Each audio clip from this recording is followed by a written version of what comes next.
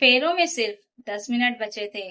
तभी दूल्हे ने मेरे पापा के कान में झुककर कहा, 25 लाख रुपए और एक नई एसयूवी अभी चाहिए, नहीं तो शादी यहीं खत्म। अगले ही पल मैंने चुपचाप अपना मोबाइल निकाला और एक फोन कर दिया। उस समय किसी को अंदाजा भी नहीं था कि कुछ ही देर में पूरी बारात की खुशियां मातम में बदलने वाली थी। आखिर मैंने किसे फोन किया था? मेरा नाम सिया है। मैं एक सरकारी स्कूल में अध्यापिका हूँ। मेरे पापा रमेश जी ने पूरी जिंदगी ईमानदारी से नौकरी करके हमें पाला था। हम अमीर नहीं थे, लेकिन इज्जत की कमाई खाते थे। जब मेरी शादी निखिल से तय हुई, तो हमें लगा जैसे भगवान ने हमारी सारी परेशानियां खत्म कर दी हों। निखिल एक बड़ी कंपनी में इंजीनियर था। पहली मुलाकात में उसने कहा था, मुझे दहेज से नफरत है, मुझे सिर्फ अच्छी जीवन संगिनी चाहिए। उसकी यही बात सुनकर पापा की आंखों में खुशी के आंसू आ गए थे। उन्होंने घर लौटते समय कहा था, बेटी, लगता है भगवान ने सचमुच अच्छा लड़का भेजा है। शादी की तैयारियां पूरे उत्साह से शुरू हो गई। पापा ने अपनी कई सालों की बचत निकाल दी। माँ के कुछ पुराने गहने भी बिक गए। मैंने कई बार कहा, पापा, इतना खर्च मत कीजिए, लेकिन वह हंसकर कहते, बेटी की शादी जिंदगी में एक ही बार होती है। शादी का दिन आ गया। पूरा मैरिज गार्डन रोशनी से जगमगा रहा था। रिश्तेदार, दोस्त और पड़ोसी सभी खुशी मना रहे थे। बारात धूमधाम से पहुंची। निखिल मुस्कुरा रहा था। उसकी माँ मुझे देखकर बार बार कह रही थी, अब से तुम हमारी बेटी हो। मैं भी मन ही मन खुश थी कि मुझे इतना अच्छा परिवार मिला है। जयमाला हुई, फोटो खिंचे, हंसी मजाक हुआ। सब कुछ बिल्कुल सपने जैसा लग रहा था। लेकिन असली चेहरा अभी सामने आना बाकी था। फेरों से करीब 10 मिनट पहले निखिल के पिता ने पापा को अलग बुलाया। मैं दूर खड़ी थी, लेकिन उनके चेहरे का रंग अचानक उड़ता हुआ साफ दिखाई दे रहा था। पापा के हाथ कांपने लगे। उन्होंने दोनों हाथ जोड़ लिए। मुझे कुछ गड़बड़ लगी। मैं धीरे धीरे उनकी तरफ बढ़ी। तभी मैंने निखिल को कुछ कहते सुना। अंकल, हमने पहले कुछ नहीं कहा, क्योंकि शादी खराब नहीं करना चाहते थे। लेकिन अब 25 लाख रुपए और एक नई एसयूवी चाहिए, वरना मैं फेरे नहीं लूंगा। मेरे पैरों तले जमीन खिसक गई। पापा की आंखों में आंसू आ गए। उन्होंने कांपती आवाज में कहा, बेटा, मैंने तो अपनी सारी जमा पूंजी इस शादी में लगा दी। अब मैं इतना पैसा कहाँ से लाऊं? निखिल की माँ तुरंत बोली, तो शादी भी नहीं होगी। हमारे बेटे की इतनी कीमत तो है ही। यह सुनकर मेरे कानों में जैसे शोर गूंजने लगा। मैं कुछ पल तक उन्हें देखती रही। यही लोग कुछ महीने पहले दहेज के खिलाफ बड़ी बड़ी बातें कर रहे थे। आज वही लोग मेरे पिता को मजबूर कर रहे थे। पापा अचानक अपना सीना पकड़कर नीचे बैठ गए। माँ घबराकर उनकी तरफ दौड़ी। पूरे मंडप में अफरा तफरी मच गई। कुछ रिश्तेदार पापा को पानी पिलाने लगे। दूसरी तरफ बाराती आपस में फुसफुसा रहे थे, मानो यह सब सामान्य बात हो। मैंने पापा का हाथ पकड़ा। उनकी आंखों से आंसू बह रहे थे। उन्होंने धीमे से कहा, बेटी, मैं हार गया, तेरे लिए इतना भी नहीं कर पाया। मैंने उनका हाथ कसकर पकड़ लिया और पहली बार मेरी आवाज बिल्कुल शांत थी। पापा, आप हारे नहीं हैं, अभी कोई फैसला मत कीजिए। फिर मैं उठी, अपने कमरे में गई, अपना मोबाइल निकाला और एक नंबर मिलाया।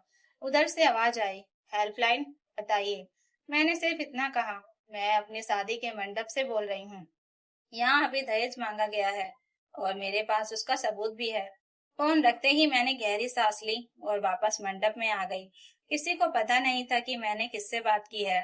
निखिल मुस्कुराकर बोला, क्या हुआ, पैसों का इंतजाम हो गया? मैंने उसकी आंखों में देखकर मुस्कुराते हुए जवाब दिया, बस 15 मिनट और इंतजार कर लीजिए, उसके बाद आपको आपकी मांगी हुई चीज जरूर मिल जाएगी। निखिल और उसका परिवार यह समझकर मुस्कुरा उठा कि हम दहेज देने के लिए तैयार हो गए हैं। लेकिन उन्हें क्या पता था कि अगले 15 मिनट उनकी जिंदगी के सबसे भारी 15 मिनट बनने वाले थे। मेरी बात सुनकर निखिल के चेहरे पर एक अजीब सी मुस्कान फैल गई। उसे पूरा विश्वास था कि अब मेरे पिता किसी भी हालत में उसकी शर्त मान लेंगे। वह अपने दोस्तों के बीच जाकर हंसते हुए बोला, मैंने पहले ही कहा था, लड़की वाले आखिर में घुटने टेक ही देते हैं। शादी का मंडप छोड़ने की हिम्मत किसी में नहीं होती। उसके दोस्त भी जोर जोर से हंसने लगे। उनकी हंसी मेरे कानों में हथौड़े की तरह पड़ रही थी। उधर मेरे पापा कुर्सी पर बैठे लगातार अपना सीना सहला रहे थे। उनकी सांसें तेज चल रही थी। माँ बार बार उन्हें पानी पिला रही थी। लेकिन उनकी आंखों में सिर्फ एक ही डर था, अगर शादी टूट गई तो समाज क्या कहेगा। तभी मेरे मामा घबराए हुए उनके पास आए और धीरे से बोले, जिया जी, अगर कहो तो मैं अपनी दुकान गिरवी रखने की बात करूं। पापा ने बिना एक पल सोचे सिर हिला दिया। मेरी आंखों के सामने अंधेरा छा गया। मैं दौड़कर उनके पास पहुंची और उनका हाथ पकड़ लिया। पापा, आप ऐसा कुछ नहीं करेंगे। उन्होंने मेरी तरफ देखा। उनकी आंखों में आंसू थे। बेटी, मैं तेरी डोली वापस जाते नहीं देख सकता। लोग तुझे नहीं, मुझे दोष देंगे कि बेटी की शादी भी नहीं करा पाया। मैंने उनका हाथ अपने माथे से लगाते हुए कहा, अगर मेरी शादी आपकी इज्जत बेचकर होगी तो ऐसी शादी मुझे कभी नहीं चाहिए। हमारी बातें सुनकर कुछ रिश्तेदार भी इकट्ठे हो गए, लेकिन मेरा साथ देने की बजाय वे पापा को समझाने लगे। एक चाचा बोले, रमेश, जमाना ऐसा ही है, थोड़ा बहुत देना ही पड़ता है, बेटी की जिंदगी का सवाल है। तभी मेरी बुआ बोली, सिया, जिद मत कर, शादी के बाद सब ठीक हो जाएगा। पति का घर ही औरत का असली घर होता है। मैंने पहली बार ऊंची आवाज में कहा, जिस घर में प्रवेश की कीमत मेरे पिता की पूरी जिंदगी की कमाई हो, वह घर नहीं, सौदे की दुकान है। मेरी बात सुनकर कुछ पल के लिए पूरा मंडप शांत हो गया। दूसरी तरफ निखिल के पिता गुस्से में इधर उधर टहल रहे थे। उन्होंने ऊंची आवाज में कहा, हमारे पास ज्यादा समय नहीं है, 5 मिनट में फैसला चाहिए। पैसे मिले तो फेरे होंगे, नहीं तो बारात अभी वापस जाएगी। निखिल ने भी मेरी तरफ देखकर मुस्कुराते हुए कहा, सिया, मुझे पता है तुम समझदार हो, अपने पिता को समझाओ, बाद में इतना सब याद भी नहीं रहेगा। मैंने उसकी आंखों में देखते हुए पूछा, अगर मेरे पिता आज पैसे दे दे तो क्या तुम लिख कर दोगे कि शादी के बाद कभी 1 रुपया भी नहीं मांगोगे। वह कुछ पल चुप रहा, फिर हंसकर बोला, इतनी कानूनी भाषा मत बोलो, रिश्ते भरोसे से चलते हैं। मैंने मन ही मन सोचा, जिस आदमी का भरोसा फेरों से पहले बिक गया, वह शादी के बाद क्या निभाएगा। उसी समय मैंने अपना मोबाइल धीरे से पर्स के अंदर रखा। रिकॉर्डिंग अब भी चालू थी। निखिल के पिता फिर बोले, देखो भाई साहब, हमारा बेटा लाखों कमाता है, उसकी भी तो कोई कीमत है। हम कोई गलत मांग नहीं कर रहे। यह वाक्य रिकॉर्डिंग में साफ कैद हो गया। मैंने बिना किसी को बताए रिकॉर्डिंग सेव कर ली। उधर पापा ने कांपते हाथों से अपने पुराने दोस्त शर्मा जी को फोन मिलाया। शर्मा, अगर आज रात 25 लाख का इंतजाम हो जाए तो मैं अपना घर तेरे नाम कर दूंगा। उनकी यह बात सुनकर मेरी माँ फूट फूट कर रोने लगी। मैंने झटके से फोन उनके हाथ से ले लिया और कॉल काट दी। बस पापा, अब और नहीं। उन्होंने पहली बार मुझ पर गुस्सा किया। तुझे समझ क्यों नहीं आता, तेरी शादी टूट गई तो लोग मुझे ताने देंगे। मैंने उनके आंसू पोंछे और कहा, लोग 2 दिन बात करेंगे, लेकिन अगर आज मैं बिक गई तो सारी उम्र आईने में अपनी आंखों में नहीं देख पाऊंगी। तभी निखिल के दोस्त फिर हंसते हुए बोले, लगता है कैस आने वाला है, इसलिए दुल्हन इतनी शांत है। निखिल ने अपनी कलाई घड़ी पर नजर डालते हुए ऊंची आवाज में कहा, सिर्फ 3 मिनट बचे हैं, उसके बाद मैं मंडप से उठ जाऊंगा, फिर कोई हमें रोक नहीं पाएगा। उसकी बात सुनते ही बारातियों में हलचल मच गई। कुछ लोग जानबूझकर ऊंची आवाज में कहने लगे, इतना अच्छा रिश्ता हाथ से निकल जाएगा, लड़की वालों को थोड़ा समझौता कर लेना चाहिए। मेरी माँ यह सब सुनकर रोने लगी। उन्होंने मेरा चेहरा पकड़कर कहा, बेटी, मैं तुझे दुखी नहीं देख सकती। अगर तेरे पापा घर बेचने को तैयार हैं, तो शायद यही हमारी किस्मत है। मैंने उनकी हथेलियां अपने हाथों में लेकर धीरे से कहा, माँ, आज अगर यह घर बिक गया तो कल मेरा आत्मसम्मान बिकेगा। मैं ऐसी जिंदगी नहीं जी पाऊंगी। तभी पापा लड़खड़ाते हुए उठे। उन्होंने अपने बड़े भाई से कहा, भैया, अगर जमीन के कागज मिल जाए तो शायद बैंक मैनेजर रात में भी इमरजेंसी लोन करवा दें। उनकी आवाज सुनकर मेरा दिल टूट गया। मैं उनके पैरों के पास बैठ गई और रोते हुए नहीं, बल्कि पूरे आत्मविश्वास से बोली, पापा, आपकी बेटी बोझ नहीं है। मेरी शादी बचाने के लिए आपको अपनी पूरी जिंदगी की कमाई दांव पर लगाने की जरूरत नहीं। मेरी बात सुनकर आसपास खड़े कई लोग चुप रह हो गए, लेकिन निखिल की माँ फिर भी नहीं रुकी। उन्होंने ताना मारते हुए कहा, बहुत पढ़ा दिया बेटी को, तभी इतनी बड़ी बड़ी बातें कर रही है। औकात होती तो हमारे बेटे की मांग पूरी कर देती। मैंने पहली बार उनकी आंखों में देखकर कहा, औकात पैसे से नहीं, संस्कार से पता चलती है, और आज आपकी औकात पूरे समाज ने देख ली है। मेरी बात सुनकर उनका चेहरा गुस्से से लाल हो गया। निखिल मुझे घूरते हुए बोला, ज्यादा ड्रामा मत करो, आखिर में तुम्हें मेरी ही पत्नी बनना है। मैंने शांत स्वर में जवाब दिया, यह फैसला अब तुम नहीं करोगे, वह मेरी बात का मतलब समझ नहीं पाया। उसे अभी भी यकीन था कि हम डरकर झुक जाएंगे। उसी समय मैंने मोबाइल निकाला और अभी अभी हुई उनकी बातों की दूसरी रिकॉर्डिंग भी सुरक्षित कर ली।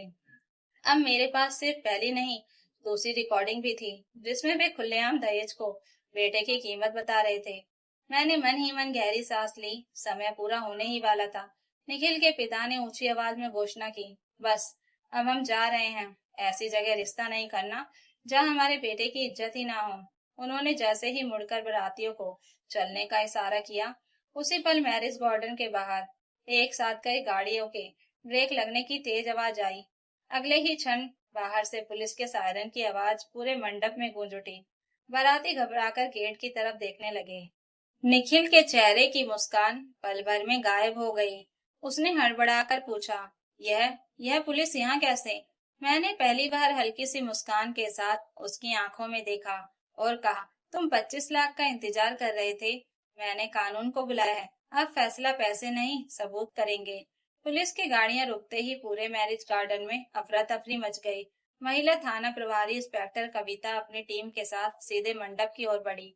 उनके पीछे दहेज निषेध प्रकोष्ठ के अधिकारी भी थे। निखिल के पिता गुस्से में आगे बढ़े और बोले, ऑफिसर, किसी ने आपको गलत सुना है। सब कुछ आपसे सहमति से हो रहा है। इंस्पेक्टर कविता ने शांत स्वर में कहा, यह बात कुछ ही मिनटों में साफ होगी। सब शिकायत कर आगे बोली, शिकायत मैंने किया। पूरे मंडप की नजरें मुझ पर टिक गई। निखिल चिल्लाया, सिया, तुम पागल हो गई हो क्या? मैंने बिना घबराए अपना मोबाइल इंस्पेक्टर के हाथ में रख दिया। मैडम, इसमें दो रिकॉर्डिंग है, पहली फेरो से पहले की और दूसरी अभी कुछ मिनट पहले की। इंस्पेक्टर ने रिकॉर्डिंग चलाई। पूरे हॉल में निखिल के पिता की आवाज गूंज उठी, 25 लाख और नई एसयूवी चाहिए। हमारे बेटे की भी कोई कीमत है। रिकॉर्डिंग खत्म होते ही सन्नाटा छा गया। निखिल ने तुरंत कहा, यह एडिट की गई है। आजकल एआई से कुछ भी बनाया जा सकता है। तभी इंस्पेक्टर ने कहा, घबराइए मत, इसकी फॉरेंसिक जांच भी होगी, लेकिन अभी गवाहों के बयान के लिए जाएंगे। तभी भीड़ में खड़े एक वेटर ने हाथ उठाया। उसने कहा, मैडम, मैं पानी सर्व कर रहा था। मैंने अपनी आंखों से इन्हें पैसे मांगते देखा और सुना है। उसके बाद मेरे मामा आगे आए। फिर दो रिश्तेदारों ने भी सच बोल दिया। निखिल का चेहरा उतरने लगा, लेकिन सबसे बड़ा झटका अभी बाकी था। तभी भीड़ के पीछे से लगभग 60 साल के एक बुजुर्ग आगे आए। उन्होंने कहा, मेरा नाम महेश अग्रवाल है। 6 महीने पहले मेरी बेटी की शादी भी इसी लड़के से तय हुई थी। शादी वाले दिन इन्होंने हमसे भी कार और 20 लाख रुपए मांगे थे। जब हमने मना किया तो बारात वापस ले गए। समाज के डर से हमने चुप्पी साध ली, लेकिन आज इस बेटी ने हिम्मत दिखाई है, इसलिए मैं भी सच बताने आया हूँ। उन्होंने अपने मोबाइल में पुराने संदेश और बैंक ट्रांसफर की मांग वाले चैट दिखाए। इंस्पेक्टर ने उन्हें भी अपने रिकॉर्ड में शामिल कर लिया। अब निखिल की माँ रोने लगी। वे मेरे पैरों की तरफ बढ़ी और बोली, बेटी, गलती हो गई, शिकायत वापस ले लो। बिना दहेज के शादी कर लेते हैं। मैंने एक कदम पीछे हटाते हुए कहा, जिस रिश्ते की शुरुआत लालच से होती है, उसका अंत यही होना चाहिए। निखिल पहली बार पूरी तरह टूट गया। उसने कहा, सिया, मेरी नौकरी से लगता है करियर खत्म हो जाएगा। मैंने उसकी तरफ देखते हुए जवाब दिया, जब तुमने मेरे पिता की पूरी जिंदगी की कमाई की कीमत लगाई थी, तब तुम्हें उनके दिल का दौरा और मेरी जिंदगी दिखाई नहीं दी थी। आज कानून तुम्हारे साथ वही करेगा जो तुमने दूसरों के साथ करने की कोशिश की। इंस्पेक्टर कविता ने अपनी टीम को इशारा किया। निखिल, उसके पिता और उसकी माँ को आगे की कानूनी कार्रवाई के लिए हिरासत में ले लिया गया। जाते जाते निखिल बार बार पीछे मुड़कर मुझे देख रहा था, लेकिन अब उसके पास कहने के लिए कोई शब्द नहीं थे। पुलिस की गाड़ियां गेट से बाहर निकल गईं। पूरे मंडप में ऐसा सन्नाटा था कि किसी की सांसों की आवाज भी सुनाई दे रही थी। मैं धीरे धीरे अपने पापा के पास गई। उनकी आंखों में आंसू बह रहे थे। मैंने उनका हाथ पकड़कर कहा, पापा, मेरी शादी नहीं हो सकी। उन्होंने मुझे गले लगा लिया और रोते हुए बोले, नहीं बेटी, आज मेरी बेटी की शादी नहीं टूटी, बल्कि उसकी जिंदगी बच गई। अगर आज मैं लालच के आगे झुक जाता तो सारी उम्र खुद को माफ नहीं कर पाता। माँ भी हमें गले लगाकर रोने लगी। तभी इंस्पेक्टर कविता मुस्कुराई और बोली, आज आपने सिर्फ अपने लिए नहीं, उन अनगिनत बेटियों के लिए भी आवाज उठाई है जो डर के कारण चुप रह जाती हैं। मैंने शांत स्वर में कहा, अगर एक बेटी चुप रहती है तो अगली बेटी भी इसी दर्द से गुजरती है। किसी एक को तो शुरुआत करनी ही होती है। वहां मौजूद कई लोगों ने ताली बजानी शुरू कर दी। कुछ महिलाएं मेरे पास आकर बोली, काश हमारी बेटियों में भी इतनी हिम्मत हो। मैंने अपने पापा का हाथ कसकर पकड़ लिया और कहा, आज मेरी डोली नहीं उठी, लेकिन मेरे पिता का सिर भी नहीं झुका। यही मेरी सबसे बड़ी जीत है। उस दिन मैंने दुल्हन का जोड़ा उतारा, लेकिन हार कर नहीं, अपने आत्मसम्मान को बचाकर। बाद में जब भी किसी ने मुझसे पूछा कि उस दिन तुम्हें सबसे बड़ा दुख किस बात का था, तो मैंने हमेशा एक ही जवाब दिया, दुख शादी टूटने का नहीं था। दुख इस बात का था कि कुछ लोग आज भी बेटी को इंसान नहीं, सौदा समझते हैं। और उसी दिन मैंने मन ही मन फैसला कर लिया कि अगर मेरी आवाज से एक भी बेटी दहेज के खिलाफ खड़ी होने की हिम्मत जुटा ले, तो मेरी अधूरी शादी भी मेरी सबसे बड़ी जीत कहलाएगी। आखिर रिश्ते पैसे से नहीं, सम्मान से बनते हैं, और जहाँ सम्मान बिकने लगे, वहां से लौट आना ही सबसे सही फैसला होता है। तो दोस्तों, अगर आपको यह कहानी अच्छी लगी हो तो कमेंट करके जरूर बताइएगा, और नई कहानियों के लिए चैनल को सब्सक्राइब जरूर कर लीजिएगा। Thank you for watching.